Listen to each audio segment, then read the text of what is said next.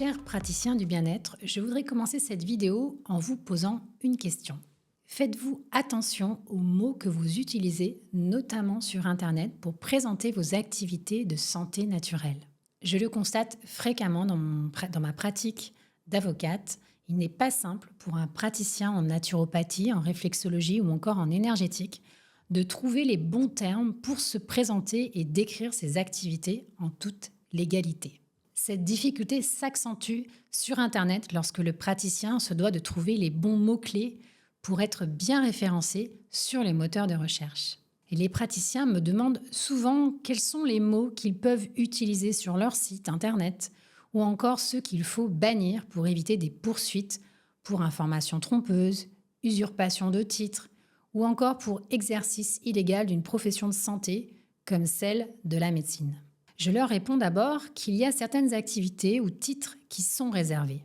L'acupuncture, par exemple, est réservée aux médecins, aux sages-femmes et aux dentistes. Les titres médecin ou encore nutritionniste ne peuvent pas être utilisés par des professionnels qui n'ont pas suivi les formations officielles et obtenu les diplômes d'État correspondants. Toutefois, en dehors de ces activités, de ces titres officiellement réservés dans le Code de la santé publique, il n'existe pas de liste officielle de termes interdits. C'est finalement une analyse au cas par cas, in concreto, qui permet de déterminer si un terme devrait être évité ou non, par exemple sur les pages d'un site Internet. Plusieurs critères peuvent être pris en compte.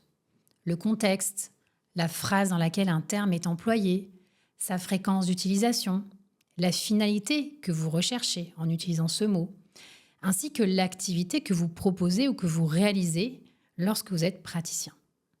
Et lors d'un contrôle, les autorités vérifient en particulier si la communication du praticien est faite de manière transparente et avec loyauté, et si elle n'est pas susceptible d'induire en erreur le consommateur sur vos aptitudes, ainsi que sur le fait que vos activités seraient de nature à guérir des maladies.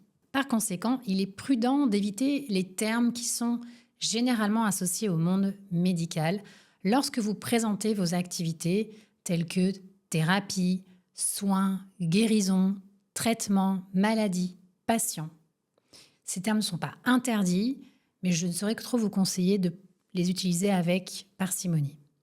Il est important de vous positionner comme un professionnel, un praticien du bien-être, du mieux-être, intervenant en complément du suivi médical. Avant de passer à la vidéo suivante, je vous invite à prendre une minute pour faire le quiz qui se situe juste en dessous de la vidéo, afin de vérifier si vous avez bien compris le contenu de ma vidéo.